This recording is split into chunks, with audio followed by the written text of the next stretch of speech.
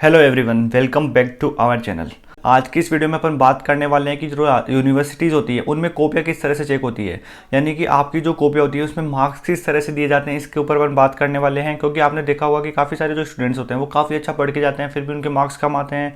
और काफ़ी सारे स्टूडेंट्स ऐसे होते हैं जो कम पढ़ के जाते हैं लेकिन फिर भी उनके जो मार्क्स होते हैं वो क्या आते हैं, काफ़ी अच्छे आते हैं। तो इसके ऊपर अपन बात करने वाले हैं कि आपकी जो कॉपियाँ होती है उनमें मार्क्स कम या फिर ज़्यादा क्यों आते हैं, कॉपी चेक करने की क्या प्रक्रिया होती है। इन टॉपिक्स पर अपन आज की इस वीडियो में अपन बात करने वाले हैं। तो वीडियो को आपको एंड तक देखना है, आपके सारे जो भी डाउट्स हैं, और आपको ये भी पता चल जाएगा कि आपको किस तरह से एग्जाम में लिखना चाहिए। सारी चीज़ आपको इस वीडियो में पता चल जाएगी, तो वीडियो को आपको एंड तक देखना है। तो देखो, जो यूनिवर्सिटी की जो एग्जाम होती है ना, इसमें सबसे ज़्यादा मैटर करता है लिखने का तरीका, यानी कि अगर आपको लिखने का तरीका आता है तो आपके अच्छे मार्क्स आएंगे। और जो यूनिवर्सिटी में जो एग्जामिनर होते हैं, जो कॉपियाँ चेक करने वाले होते हैं ना, वो क्या करते हैं, वो देखते हैं कि जो स्टूडेंट है वो किस तरह से आंसर लिख रहा है, उसी के आधार पर वो क्या देते हैं, नंबर देते हैं। तो अगर आपका लिखने का तरीका अच्छा होगा तो वो आपको क्या देगा, अच्छे मार्क्स देगा।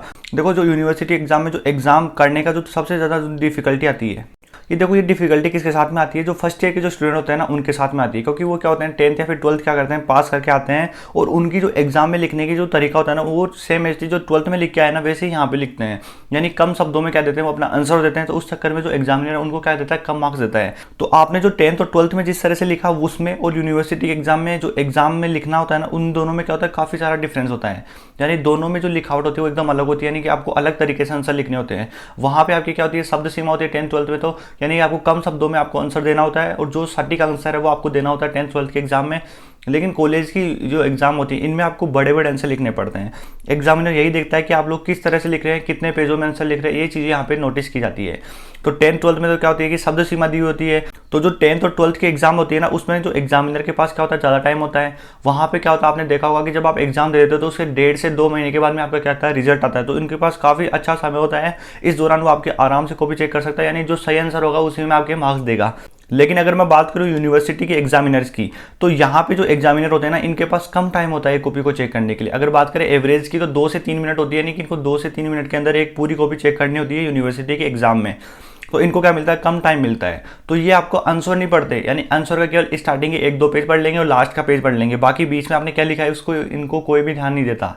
ऐसा क्यों, क्योंकि इनको क्या मिलता है, कम टाइम मिलता है। ये जब आपके स्टार्टिंग के 1 से 2 पेज पढ़ते हैं ना, तो इनको पता चल जाता है कि आपके जो स्टूडेंट है वो किस तरह से आंसर लिख रहा है। साथ में देखते हैं कि आपने कितने पेज भरे हैं, सही आंसर लिखा है नहीं लिखा। अगर पॉइंटों में पूछा है तो पॉइंटों में आंसर दिया है नहीं दिया। अगर पैराग्राफ में पूछा तो आपने पैराग्राफ में आंसर दिया नहीं दिया। डायग्राम वगैरह बनाया है नहीं बनाए, अंडरलाइन वगैरह किए नहीं किए, ये सब देख के वो क्या देते हैं, आपको मार्क्स देते हैं। तो एग्जामिनर जो यूनिवर्सिटी के होते हैं ना, वो केवल आपकी जो लिखने का जो तरीका होता है ना उसी को देखते हैं। वो ये नहीं देखते कि आपने क्या आंसर लिखा है। आंसर आपको केवल जो क्वेश्चन है उससे रिलेटेड भी आप कुछ भी लिखाओगे ना तो भी वो आपको मार्क्स मिल जाएंगे।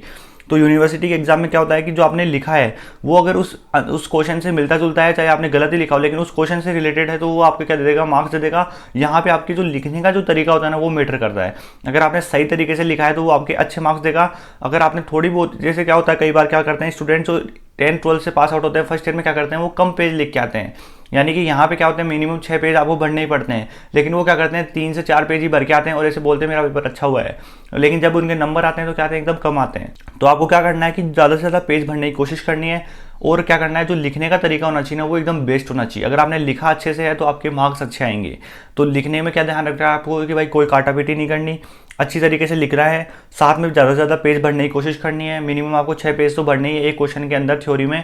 साथ में आपको क्या करना है कि जो लाइनिंग वगैरह होती है वो बनानी है। अगर डायग्राम बना सकते हो तो डायग्राम बनाना क्वेश्चन में, तब आपके क्या आएंगे, अच्छे मार्क्स आएंगे यूनिवर्सिटी के एग्जाम में। इन सभी चीज़ों को क्या करता है, नोटिस करता है एग्जामिनर। स्टार्टिंग के 1-2 पेज पढ़ता है, उसको पता चल जाता है कि जो स्टूडेंट है वो किस तरीके का है, यानी किस तरह से वो आंसर देता है। तो यहाँ पे आपका जो लिखने का जो तरीका होता है ना वही मैटर करता है। तो आपको क्या करना है, जो लिखने का तरीका अगर आपका वो बेस्ट होगा तो आप एग्जाम में अच्छे मार्क्स लेके आओगे, यानी आपकी जो यूनिवर्सिटी में जो आपकी परसेंटेज बनेगी ना वो काफ़ी अच्छी बनेगी, अगर आपको लिखने का तरीका आता है तो। काफ़ी बार आपने देखा होगा कुछ स्टूडेंट ऐसे होते हैं जो बिल्कुल भी पढ़ के नहीं जाते लेकिन फिर भी उनके मार्क्स अच्छे आते हैं। तो इसके पीछे मेन रीजन यही है कि वो क्या करते हैं, अच्छा लिख के आते हैं, तो उनके मार्क्स आराम से आ जाते हैं। तो क्या करना, आपको लिखने की अच्छे से प्रैक्टिस आनी चाहिए, तभी आपके मार्क्स आएंगे। आपने जो भी देखो यूनिवर्सिटी से जो पास आउट स्टूडेंट है उनसे, और आपके जो टीचर्स वगैरह, आपने उनसे ये आपने सुना होगा कि वो आपको ये कहते हैं कि यूनिवर्सिटी के एग्जाम में कॉपी बढ़ने के नंबर मिलते हैं। तो कहीं ना कहीं ये बात सच भी है कि वहाँ पे आपको कॉपी बढ़ने के नंबर ही मिलते हैं।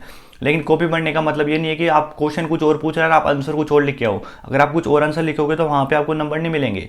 अगर जो क्वेश्चन पूछा अगर आप उससे रिलेटेड कुछ भी लिखते हो ना तो आपको नंबर मिलेंगे। और आपका जो लिखने का तरीका है वो आप किस तरह से लिखते हो इसके ऊपर भी क्या करेगा, मैटर करेगा। तो अगर आपका लिखने का तरीका बेस्ट है तो आपको क्या मिलेंगे, अच्छे मार्क्स मिलेंगे और यूनिवर्सिटी में आप अच्छी परसेंटेज बनाओगे। तो आपको लिखने का तरीका अच्छा आना चाहिए, क्योंकि यूनिवर्सिटी में जो एग्जामिनर होता है ना उनके पास कम टाइम होता है। वो 2 से 3 मिनट के अंदर एक कॉपी चेक करनी होती है उनको, और काफ़ी सारी कॉपियाँ होती है। तो इसलिए वो क्या करते हैं, जल्दी जल्दी कॉपी चेक करते हैं और इसलिए वो स्टार्टिंग के 1-2 पेज पढ़ लेते हैं। उन्हीं में पता चल जाता है कि जो स्टूडेंट है वो किस तरह से आंसर लिख रहा है, यानी कोई काटा पीटी वगैरह नहीं कर रहा है। ये सारी चीज़ें वो देख लेते हैं और उसी आधार पर आपके नंबर देते हैं। तो इसलिए आपको लिखने का तरीका आता है तो आप यूनिवर्सिटी में अच्छे मार्क्स लेके आओगे। साथ में आपने देखा होगा कि काफ़ी सारे जो रिवेल के फॉर्म है वो आपको देखने को मिलते हैं। तो जब रिवेल के फॉर्म लगे जाते हैं ना तो उसमें काफ़ी सारे स्टूडेंट आपको देखने को मिलेंगे जिनके नंबर बढ़ते हैं। ऐसा क्यों? क्योंकि जो एग्जामिनर होता है उसको कम टाइम मिलता है कॉपी चेक करने के लिए। तो कई बार वो क्या करता है, जो गलत आंसर है ना उसको भी क्या करता है, नंबर वगैरह काट लेता है, फिर सही आंसर में नंबर काट लेता है। तो इस कारण से जो रिवेल में जो नंबर देखने को मिलेंगे ना, कि जब रिवेल का फॉर्म लगाओगे तो उसके बाद जो उसका रिजल्ट आएगा ना तो उसमें आपके नंबर बढ़े हुए मिलते हैं काफ़ी सारे स्टूडेंट्स के। तो ये इसका मेन रीजन यही है कि उनको क्या मिलता है, कम टाइम मिलता है। तो इसलिए मैं बोलूँगा कि कम टाइम मिलता है तो आपको क्या करना है, कोशिश करनी है अच्छे से अटेंड करने की। यानी क्या करना है, आपको अंडरलाइन वगैरह करनी है, डायग्राम वगैरह बनाने हैं, आंसर आपको सही से लिखने हैं। अगर मान लो आपके जो आंसर उसमें अगर आपके पॉइंट बन रहे हैं तो पॉइंट बनो, 5 से 7 पेज मिनिमम आप भर के आओ एक क्वेश्चन के अंदर, तब आपके अच्छे मार्क्स आएंगे। ये सही चीज़ें मैटर करती है यूनिवर्सिटी के एग्जाम में। अगर आपको लिखने का तरीका आता है ना बेस्ट, तो आप यूनिवर्सिटी में अच्छे मार्क्स लेके आओगे। तो यही कुछ बातें, इन चीज़ों को आपको अगर ध्यान रखोगे तो आपके अच्छे मार्क्स आएंगे यूनिवर्सिटी के एग्जाम में। तो आई होप आपको सारी चीज़ समझ में आ गई होगी यूनिवर्सिटी के एग्जाम में कॉपियाँ किस तरह से चेक होती है। जो एग्जामिनर होता है उसको कम टाइम मिलता है तो वो केवल क्या देखता है, आपका जो लिखने का तरीका है, किस तरह से आप लिख रहे हो, किस तरह से आप आंसर दे रहे हो। तो वही तरीका यहाँ पे मैटर करता है। कई बार क्या होता है, स्टूडेंट नहीं पढ़ के जाता फिर भी क्या होता है, पास हो जाता है। तो इसीलिए आपको कोशिश करने की जो लिखने का तरीका होना चाहिए ना आपका, वो एकदम अच्छा होना चाहिए, तभी आपके यूनिवर्सिटी के एग्जाम में अच्छे मार्क्स आएंगे। तो आई होप आपके लिए वीडियो हेल्पफुल रहेगा। तो आज की इस वीडियो में इतना ही, मिलते हैं नई वीडियो में कुछ नई इन्फॉर्मेशन के साथ। Thank you for watching this video.